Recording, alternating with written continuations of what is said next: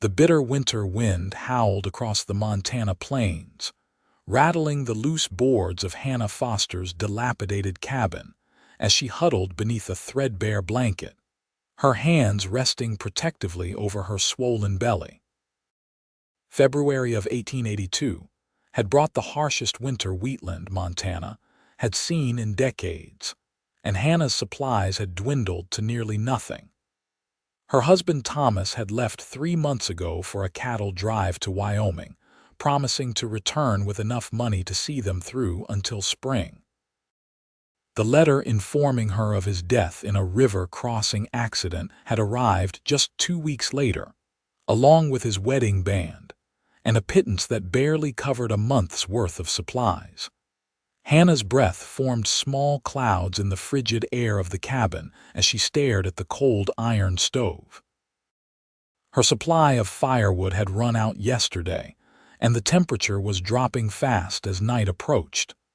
The baby inside her kicked vigorously, as if protesting the cold that penetrated their shelter. Hannah was 7 months along now, and the nearest neighbor was 5 miles away, much too far for her to travel in her condition with a blizzard threatening. "Just hold on, little one," she whispered, rubbing her belly. "We'll find a way." A sudden gust of wind shook the cabin so violently that Hannah feared the roof might tear away. Then, through the howling of the wind, she heard a different sound, the unmistakable rhythm of hoofbeats approaching. Fear and hope battled within her as she struggled to her feet and peered through the frosted window.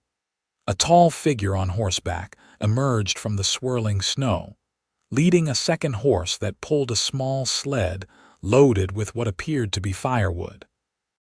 Hannah watched with trepidation as the rider dismounted and secured both horses before approaching her door. 3 firm knocks echoed through the cabin. "Hello? Anybody home in there?" a deep voice called out. Hannah hesitated, one hand on her belly, the other reaching for Thomas's old shotgun propped by the door. "Who's there?" she called out, her voice betraying her exhaustion. "Name's Matthew Lane, madam. I'm from the Double R Ranch about 20 miles east. Been checking on outlying homesteads before this storm hits full force." Hannah's fingers tightened around the shotgun. "What do you want?" "Just making sure folks are all right. Noticed your chimney wasn't smoking. Thought you might need some firewood." Hannah's eyes welled with tears at the mention of firewood, but caution kept her wary. "How do I know you're telling the truth?" There was a pause then. "Madam, I'm going to step back from the door now. I've got a load of firewood on my sled. I'll unload some by your porch and be on my way if you'd prefer. No need to open up if you don't feel safe." True to his word, Hannah heard his footsteps retreating from the door. She moved to the window and watched as he returned to the sled and began unloading split logs.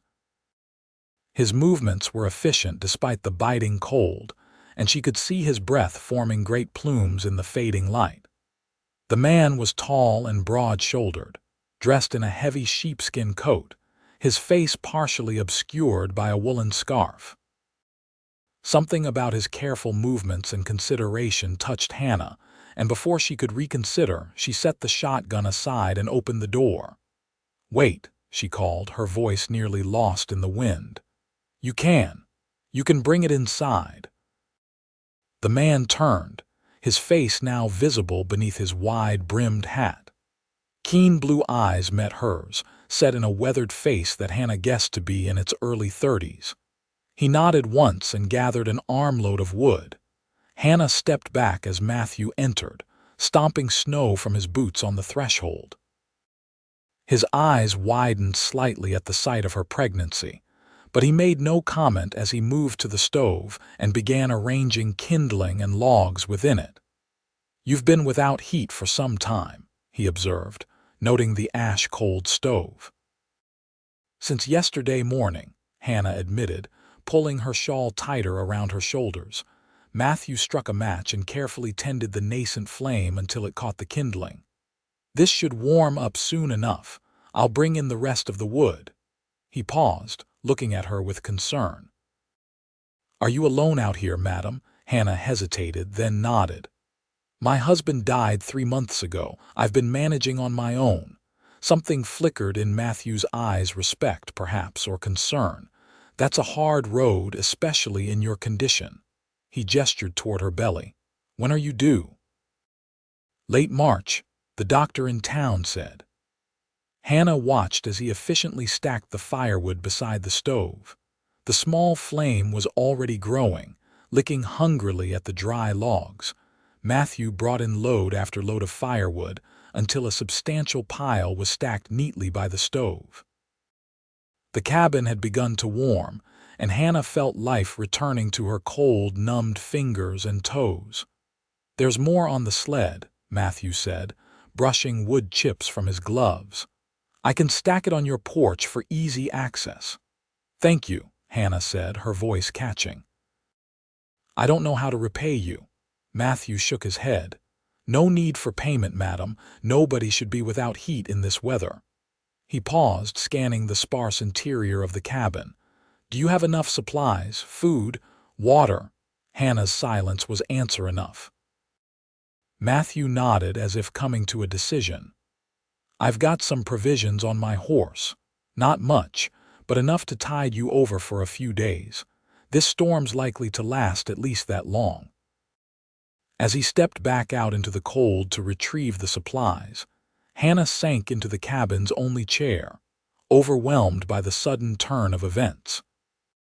The warmth from the stove was beginning to spread throughout the small cabin, and the baby shifted within her, as if expressing approval at the change in temperature. Matthew returned with a canvas sack, which he set on the small table. "Jerky, beans, coffee, flour, and some dried apples," he said, unpacking the items. "And a bit of salt pork." "This is too much," Hannah protested. "You'll need these supplies yourself." "I'll be back at the ranch before the worst of the storm hits," Matthew assured her. "We're well stocked there." He hesitated, then added, "Mrs. Foster," she supplied. "Hannah Foster. Mrs. Foster, I don't mean to pry, but do you have plans for when the baby comes? Is there family nearby?" Hannah shook her head. "My parents are back east in Pennsylvania. Thomas and I came west 3 years ago for the homesteading opportunity." Her hand rested on her belly. "I wrote to them about Thomas and the baby, but I haven't received a reply yet. Winter mail is unreliable." Matthew seemed troubled by this information. He removed his hat, revealing dark hair flecked with early gray at the temples. "Mrs. Foster, I hate to leave you here alone, especially with the baby coming. The ranch where I work has a vacant cabin that was used by the former foreman. It's small but sturdy, and you'd have folks nearby if you need help." Hannah's pride warred with her pragmatism. "I appreciate the offer, Mr. Lane, but this is our homestead. Thomas and I worked hard to claim this land. If I leave now—" She trailed off, not wanting to admit that abandoning the claim would mean Thomas had died for nothing. Matthew nodded in understanding. "The offer stands if you change your mind." He moved toward the door. "I should get going before the storm worsens."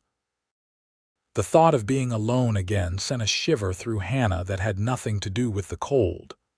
"Mr. Lane," she said impulsively, Would you mind staying until the storm passes? I have a small loft where you could sleep."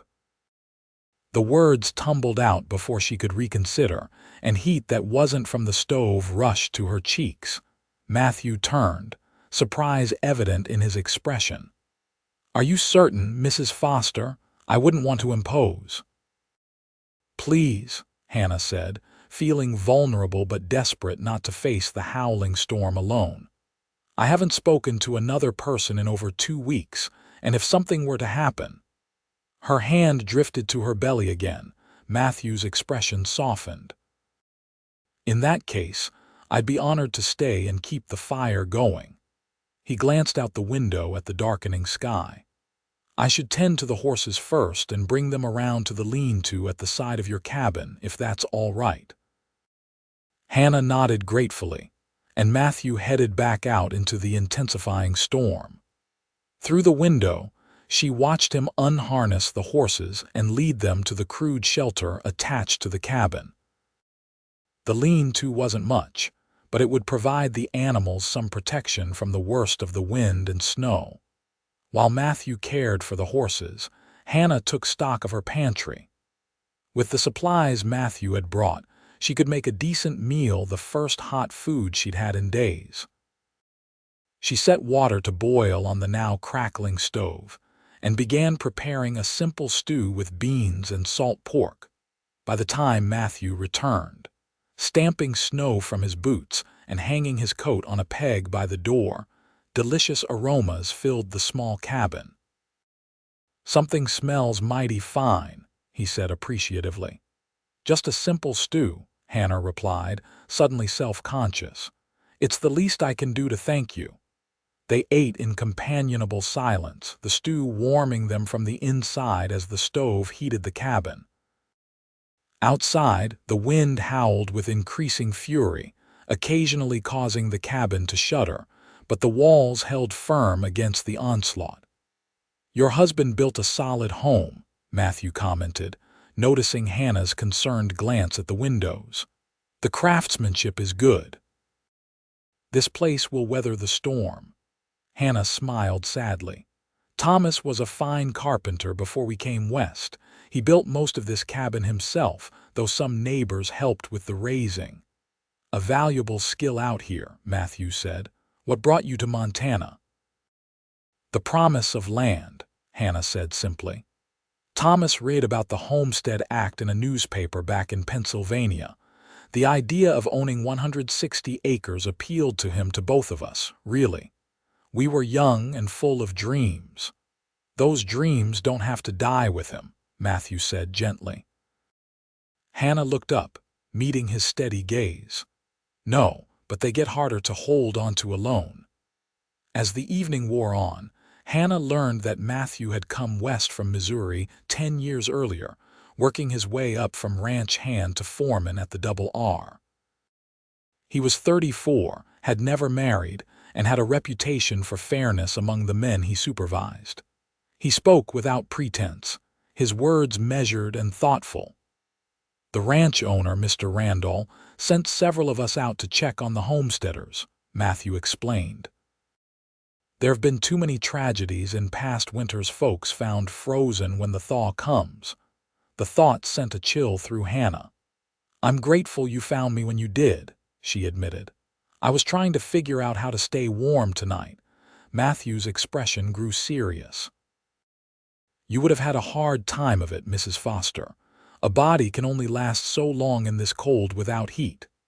The baby chose that moment to deliver a particularly strong kick, causing Hannah to gasp and press a hand to her side. "Are you all right?" Matthew asked, concern etching his features.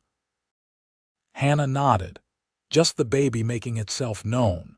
She hesitated, then asked, "Would you like to feel? Most folks are curious." A flicker of uncertainty crossed Matthew's face, but he nodded and moved to kneel beside her chair. Hannah took his weathered hand and placed it against the curve of her belly where the baby was most active. After a moment, the child obliged with another hearty kick. Matthew's eyes widened, and a smile transformed his serious face. "Strong little one you've got there." "Like its father," Hannah said softly. Matthew withdrew his hand respectfully and returned to his seat. "You should get some rest, Mrs. Foster. I'll keep the fire going through the night." Hannah wanted to protest that she wasn't tired, that the company and conversation were too precious to end, but a yawn betrayed her exhaustion.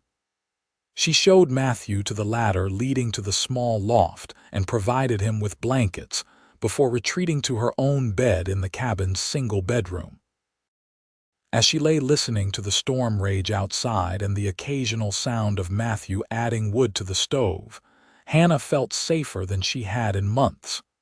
Sleep came easily, wrapped in the warmth that his kindness had brought to her cold cabin.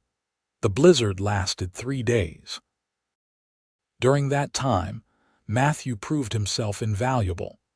He repaired a leaky spot in the roof, reinforced the lean to where the horses sheltered, and kept the fire burning constantly. He also turned out to be a surprisingly good cook, making biscuits that rivaled any Hannah had tasted. For her part, Hannah found herself laughing for the first time since Thomas's death. Matthew had a quiet humor that emerged as they grew more comfortable with each other's company. He told stories of cattle drives and the characters he'd met in his years out west, careful to keep his tales appropriate for her ears but honest enough to be interesting. By the third day, they had fallen into an easy routine. Matthew insisted Hannah rest frequently, concerned about her condition. When she protested that she wasn't an invalid, he suggested they work together on small projects around the cabin, mending a broken chair, organizing her meager supplies to last longer, and fashioning a cradle from wood he found in the lean-to. Thomas was going to build one when he returned, Hannah said softly, watching Matthew's skilled hands shape the wood. He was so excited about the baby. Matthew paused in his work. He would be proud of how you've carried on, he said. It takes courage to face what you have. Hannah blinked back tears. Sometimes I don't feel very brave. Bravery isn't about not being afraid, Matthew said, resuming his careful sanding of the cradle slats. It's about going on despite the fear. On the morning of the fourth day, they awoke to silence. The howling wind had ceased, and when Hannah looked out the window, she gasped at the transformation. The world was blanketed in pristine white, drifts piled high against the cabin, glittering like diamonds in the morning sun. The storm's passed, she said, turning to find Matthew already awake and stoking the fire. Yes, he agreed, straightening to his full height. I should head back to the ranch. They'll be wondering what became of me. Hannah felt a pang of disappointment but nodded. Of course. You've already stayed longer than you intended. I'll need to dig out a path to get the horses through, Matthew said, pulling on his coat. It might take some time. Hannah watched from the doorway as Matthew spent the morning clearing snow, creating a path from the cabin to the wider trail.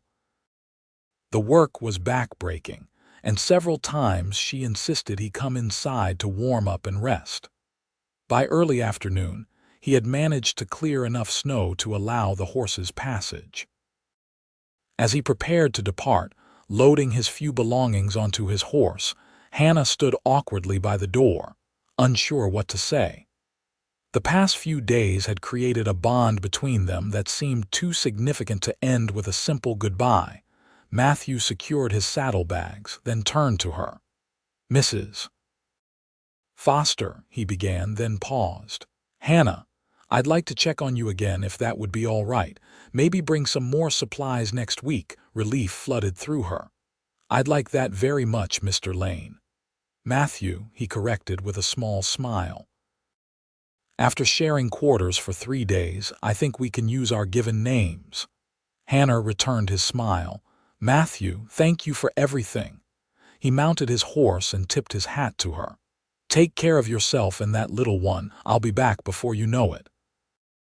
True to his word, Matthew returned the following week, his horse loaded with supplies: flour, sugar, coffee, dried goods, and even a precious jar of honey. He also brought letters that had been held at the post office in town, including one from Hannah's parents expressing their horror at Thomas's death and their intention to send money for Hannah's return to Pennsylvania. They want me to come home, Hannah told Matthew as they sat by the stove that evening. They say there's no sense in me trying to make it alone out here, especially with a child. Matthew was silent for a long moment, his expression unreadable. Is that what you want? He finally asked. To return east, Hannah considered the question. A month ago I might have said yes, but now. She looked around the small cabin. This is my home, our home. Thomas and I built it together. The baby should know where its father lived, even if it will never know him. Relief flickered across Matthew's face. "It won't be easy," he cautioned. "Few worthwhile things are," Hannah replied. "Besides, I'm not entirely alone anymore, am I?" Matthew's visits became regular once a week when weather permitted, always bringing supplies and staying to help with whatever tasks needed doing around the homestead. Sometimes, he stayed overnight if he arrived late or if the weather threatened, sleeping in the loft as he had during the blizzard. Hannah found herself looking forward to his visits with an intensity that sometimes frightened her. She told herself it was natural to crave companionship after so much isolation, but deep down, she knew it was more. Matthew's steady presence and quiet strength had become essential to her well-being in ways that went beyond practical assistance. As February gave way to March, and March began to hint at spring's arrival, Hannah's time grew near. Her belly had become unwieldy, making even simple tasks difficult. During one of his visits, Matthew noticed her struggling to reach some preserved goods on a high shelf. "You should come to the ranch," he said, handing her the jar she'd been attempting to retrieve. "At least until after the baby comes. There's a midwife in town and you'd have help." Hannah shook her head stubbornly. "I want the baby born here in the home its father built." Matthew ran a hand through his hair in frustration. "And if something goes wrong, the nearest doctor is 30 miles away. Women have been having babies without doctors nearby for centuries," Hannah pointed out, though his concern touched her. Their argument was interrupted by a sharp knock at the door. Matthew moved to answer it, his hand instinctively going to the revolver at his hip. A young man stood on the porch, hat in hand, looking nervous. "Message for you, Mr. Lane," he said, holding out a folded paper. "Mr. Randall sent me to find you, says it's urgent ranch business." Matthew took the note, read it quickly, and frowned. "Tell him I'll be there by nightfall," he told the messenger, who nodded and departed. "You have to go," Hannah said, recognizing the conflict in his expression. "Cattle rustlers hit one of the outlying herds," Matthew explained. "Randall needs every hand." He hesitated. "I don't like leaving you. You're too close to your time." "I'll be fine," Hannah assured him, though anxiety fluttered in her chest. "The baby isn't due for at least 2 more weeks, according to my calculations." Matthew looked unconvinced but gathered his things. Before leaving, he took her hands in his. "Promise me you'll go to the Millers if you feel anything starting. They're the closest neighbors, and Mrs. Miller has birthed plenty of babies." "I promise," Hannah said, though they both knew the 5-mile journey would be difficult in her condition. Matthew squeezed her hands, then, in a gesture that surprised them both, leaned forward and pressed a gentle kiss to her forehead. "I'll be back as soon as I can," he murmured before releasing her and striding to his horse. Hannah watched him ride away, her fingers touching the spot where his lips had been, her heart racing with emotions she hadn't allowed herself to acknowledge. 3 days passed with no sign of Matthew. Hannah busied herself with preparing for the baby, washing the few infant clothes she had managed to sew, arranging and rearranging the cradle Matthew had built, and trying to ignore the increasing discomfort in her lower back. On the 4th day since Matthew's departure, Hannah woke before dawn to a sharp pain that wrapped around her abdomen. She lay still, counting the minutes until it happened again. 20 minutes later, another contraction seized her. Her water broke mid-morning, soaking the floor of the cabin and confirming what she already knew: the baby was coming. 2 weeks early. Hannah tried to remember everything her mother and the women in her Pennsylvania community had told her about childbirth. She boiled water, laid out clean linens, and paced the small cabin between contractions, which were growing steadily closer together. By afternoon, the pains were coming every 5 minutes, and Hannah knew she should have gone for help when they first started. As twilight approached, she found herself kneeling beside the bed, gripping the frame as another contraction tore through her. The pain was worse than anything she had imagined, and for the first time, real fear gripped her. What if something went wrong? What if she died here, alone and her child with her? Thomas would never forgive her for her stubbornness. Through a haze of pain, Hannah heard hoofbeats approaching. Relief flooded her as the door burst open and Matthew rushed in, his face lined with worry. "Hannah," he exclaimed, taking in the scene. "Why didn't you go to the Millers?" "No time," she gasped as another contraction hit. "Baby's coming fast." Matthew paled but set his jaw determinedly. "I've helped birth calves and foals. Can't be that different." The joke fell flat as Hannah cried out in pain. "Tell me what to do," he said, kneeling beside her. For the next few hours, Matthew was Hannah's rock. He helped her onto the bed, brought her water, wiped her brow with a cool cloth and held her hands as she pushed. His calm presence gave her strength when her own began to flag. "I can't do this," she sobbed after a particularly painful contraction. "You can," Matthew assured her, his blue eyes steady on hers. "You're the strongest woman I know, Hannah Foster. Your baby needs you to be brave just a little longer." With a final, tremendous effort, Hannah pushed her child into the world. The baby's indignant cry filled the cabin, and Matthew's face split into a wide grin. "It's a boy," he announced, carefully wrapping the infant in a clean cloth as Hannah had instructed earlier. "A strong, healthy boy." Tears streamed down Hannah's face as Matthew placed her son in her arms. The baby had a shock of dark hair like his father's and Thomas's straight nose, but when he blinked up at her, Hannah saw her own green eyes looking back. "Hello, Samuel Thomas Foster," she whispered, having decided on the name months ago. "Welcome to the world." Matthew busied himself cleaning up, giving Hannah private time with her son. When he had finished, he sat gently on the edge of the bed, gazing at mother and child with an expression Hannah couldn't quite interpret. "You did it," he said softly. "You brought him into this world through sheer force of will." Hannah looked up at him, her heart full. "We did it."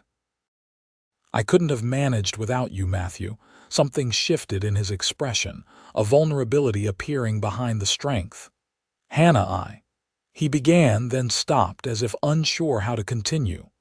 "What is it?" she prompted. Matthew took a deep breath. "I've been thinking about what you said, about wanting to stay here, about making a life for yourself and the baby on this homestead." Hannah nodded, wondering where he was going with this. "It won't be easy," he continued. "Even with help from neighbors, a woman alone with a child." He trailed off, then squared his shoulders. "I'd like to help, Hannah, not just occasionally, but permanently." Hannah's breath caught in her throat. "What are you saying?" "I'm saying that these past weeks, getting to know you, seeing your courage and determination, it's changed me. I never thought I'd want to settle down, but now I can't imagine going back to my old life." He reached out hesitantly and touched Samuel's tiny hand. "I know it's too soon after Thomas. I know you may never feel for me what I've come to feel for you. But I'm offering to be here to help raise this boy, to work this land alongside you as your husband if you'll have me, or just as a friend if that's all you want." Hannah stared at him, tears filling her eyes anew. "Matthew, I don't know what to say." His face fell slightly. "You don't have to answer now. It's too much, too soon." "Forget I know," Hannah interrupted. "That's not what I meant." She shifted Samuel in her arms, wincing slightly at her body's soreness. "These past months I thought I would die from loneliness. Then you appeared like an answer to a prayer I was too proud to make." She met his gaze steadily. "I don't know if what I feel is love yet. It's too tangled up with gratitude and need. But I know I don't want you to leave. I know Samuel and I are better with you than without you." Hope brightened Matthew's face. "Is that a yes?" "It's a let's find out together," Hannah replied. "Stay, Matthew, not in the loft, but here with us. Let's see what grows between us." and if in time it feels right for both of us." Matthew's smile was like sunshine breaking through clouds. "That's more than I dared hope for."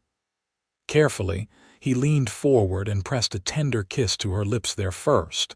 The kiss was brief but held the promise of more to come. When they parted, Hannah saw in Matthew's eyes the same wonder she felt. Samuel squirmed between them as if protesting being squeezed. Matthew laughed softly, gently stroking the baby's cheek with one finger. "He's got opinions already." "Like his mother," Hannah said with a small smile. "And his mother is exhausted," Matthew observed. "Sleep, Hannah. I'll watch over both of you." True to his word, Matthew stayed by their side through the night. When Hannah woke to Samuel's hungry cries, Matthew was there with water and food for her before retreating discreetly while she nursed the baby. The following days established a new routine. Matthew rode to the Double R Ranch to inform Mr. Randall of his intention to resign his position. The ranch owner was disappointed to lose his foreman but understanding of the situation. He even offered Matthew a part-time position overseeing the ranch's accounts, work that could largely be done from Hannah's homestead with occasional visits to the ranch. Spring arrived in earnest, bringing with it new growth and possibilities. Matthew moved his few possessions into the cabin, sleeping on a pallet by the stove while Hannah recovered from childbirth in the bedroom with Samuel. Though they had acknowledged their growing feelings, both agreed to proceed slowly out of respect for Thomas's memory and their own need to build a solid foundation. As Hannah regained her strength, she and Matthew began working the land together. He taught her about cattle and suggested they start a small herd to supplement the crops Thomas had planned to grow. Hannah showed him the careful records Thomas had kept of soil conditions and planting schedules. Together, they planted the fields that Thomas had cleared the previous fall. Matthew built an extension onto the cabin, adding a proper bedroom for himself and expanding the lean-to into a small barn for the 2 milk cows and 4 calves he purchased with his savings. Samuel thrived under their care, growing plump and strong. He had his mother's determination, and Matthew often joked, his own appetite. Hannah found herself watching the interactions between Matthew and her son, her heart warming at the tenderness the big, strong man showed to the tiny boy. By midsummer, it became increasingly difficult for Hannah and Matthew to maintain the pretense of a purely practical arrangement. Their hands would linger when passing tools in the field. Their eyes would meet across the dinner table and hold for moments longer than necessary. The tension between them was palpable, growing with each passing day. One evening in late July, as they sat on the porch watching the sunset after putting Samuel to bed, Matthew turned to Hannah with an earnest expression. "It's been 4 months since Samuel was born," he said quietly. Hannah nodded, knowing where this conversation was leading. "Yes, I've tried to be patient to give you time," Matthew continued, "but I need to know, Hannah, are your feelings any clearer now?" Hannah looked out at the land they had worked together, at the flourishing crops and the small herd grazing in the distance. Then she turned to study the man beside her, his strong profile, the kindness in his eyes, the hands that had built so much alongside her. "They are," she said softly. "I thought I would never love again after Thomas. I felt guilty for even considering it. But what's grown between us isn't a replacement for what I had with him. It's something new, something different but just as real." Hope blazed in Matthew's eyes. "Are you saying—" "I'm saying I love you, Matthew Lane," Hannah said, the words bringing with them a sense of rightness and peace. "I love the man who brought warmth to a cold cabin and hope to a heart that thought it was finished with joy."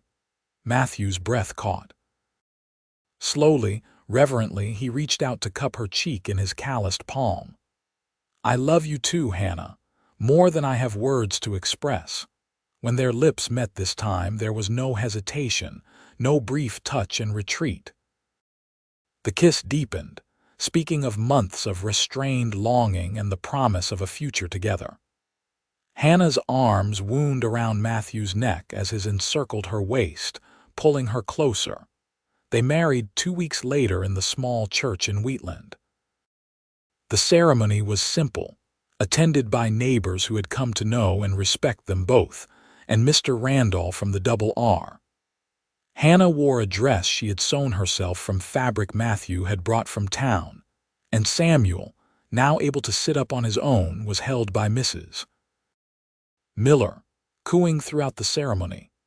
That night, after Samuel had been put to bed in his cradle, Matthew carried Hannah across the threshold of the bedroom they would now share as husband and wife. Their coming together was tender and passionate, both of them marveling at the journey that had brought them to this moment of union. Afterward, as they lay entwined in the moonlight filtering through the window, Hannah traced the scar on Matthew's shoulder, a souvenir from a cattle drive years before. "You ever regret it?" she asked softly. "Giving up the freedom of your old life?" Matthew captured her hand and pressed a kiss to her palm. "I didn't give up freedom, Hannah. I found it. Freedom isn't the absence of connections, it's finding the ones worth having." As summer gave way to fall and fall to winter, the small homestead flourished under their joint care. The harvest was bountiful, the cattle healthy, and Samuel growing stronger every day. When the first snow fell, Hannah found herself standing by the stove, watching through the window as Matthew chopped more wood to add to their already substantial pile. The scene brought her back to that desperate day nearly a year ago when she had huddled alone by a cold stove, certain that she and her unborn child would not survive the winter. Now, the stove radiated warmth. Her son slept peacefully in his cradle, and the man she loved was ensuring they would never know that kind of cold again. When Matthew came inside, shaking snow from his boots and hanging his coat by the door, Hannah met him with a cup of hot coffee and a kiss. "What was that for?" he asked with a pleased smile. "For bringing warmth," she said simply. "In more ways than one." As winter settled over the Montana plains, their cabin stood as a beacon of light and warmth in the vast whiteness. Inside, a family that had been forged through loss, courage, and unexpected love faced the season unafraid. They had each other, and that was all the warmth they needed. The years that followed brought both joys and hardships, as is the way of life on the frontier. The homestead grew into a prosperous small ranch, with a herd of 30 cattle, fields of wheat and corn, and an orchard of apple trees that Matthew planted the spring after they married. Samuel grew into a strong, kind boy with his mother's intelligence and his stepfather's love of the land. 2 years after their wedding, Hannah gave birth to a daughter they named Emma Grace. 2 years after that came twins James and William, who kept them on their toes with their mischievous antics and boundless energy. The cabin expanded along with the family, with Matthew adding rooms as they were needed. Thomas was not forgotten. Hannah kept his photograph on the mantel and told Samuel stories of his birth father's courage and dreams. Matthew encouraged this, understanding that honoring Thomas's memory took nothing away from the bond he shared with the boy he raised as his own. On cold winter nights when the children were asleep, and the wind howled outside much as it had on that fateful day when they first met, Hannah and Matthew would sit by the stove, his arm around her shoulders, her head resting against his chest. Sometimes they spoke of the future, of plans for the ranch, of hopes for their children. Sometimes they reminisced about the past, about the day a cowboy brought wood and warmth to a pregnant woman waiting beside a cold stove. But mostly, they simply existed together in the present, grateful for the unexpected love that had bloomed from the harshest of winters, a love that continued to warm them through all seasons. On the 10th anniversary of their meeting, Matthew presented Hannah with a gift, a small wooden box he had carved himself, inlaid with a design of pine trees and mountains. "What's this for?" Hannah asked, running her fingers over the intricate carving. "Open it," Matthew urged, his eyes twinkling with the same light that had first captured her heart. Inside, Hannah found a delicate silver locket. When she opened it, she discovered a tiny illustration, on one side a cabin with smoke curling from its chimney. On the other side were etched the words, "From cold comes warmth, from loss comes love." Tears filled Hannah's eyes as Matthew fastened the locket around her neck. At 42, his hair now showed more gray than dark, and lines of laughter framed his eyes, but he was still the same man who had appeared out of a blizzard when she needed him most. "I never thought I'd be thankful for running out of firewood," Hannah said, her fingers touching the locket. "But if I hadn't, you might have passed by our cabin, never knowing I was inside." "I'd like to think we would have found each other somehow," Matthew replied, taking her hands in his. "Some things are meant to be, Hannah." Samuel, now 11 and nearly as tall as his mother, burst into the cabin at that moment, followed by 9-year-old Emma and the 7-year-old twins, all rosy-cheeked from playing in the snow. "Pa," James exclaimed, "the pond's frozen solid. Can we go skating tomorrow?" "If your chores are done," Matthew agreed, ruffling the boy's hair. Hannah watched as her husband was surrounded by their children, each clamoring for his attention, each secure in the knowledge of his love. Outside, snow fell softly on the prosperous ranch that had grown from a struggling homestead. Inside, warmth and love filled every corner of the home they had built together.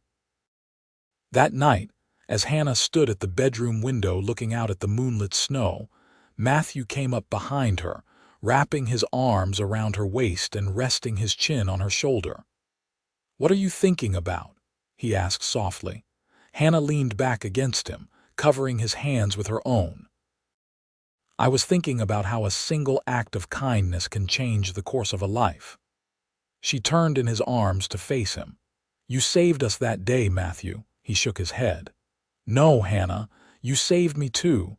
I was drifting through life without purpose, without roots. You gave me a reason to build something lasting." He kissed her gently, then added, "Besides, I think we saved each other." As they settled into bed, Hannah nestled against Matthew's side, her head on his chest where she could hear the steady beating of his heart. Outside, the Montana winter raged on, but within the walls of their home, there was only warmth, the enduring warmth of a love that had begun beside a cold stove on a desperate winter day.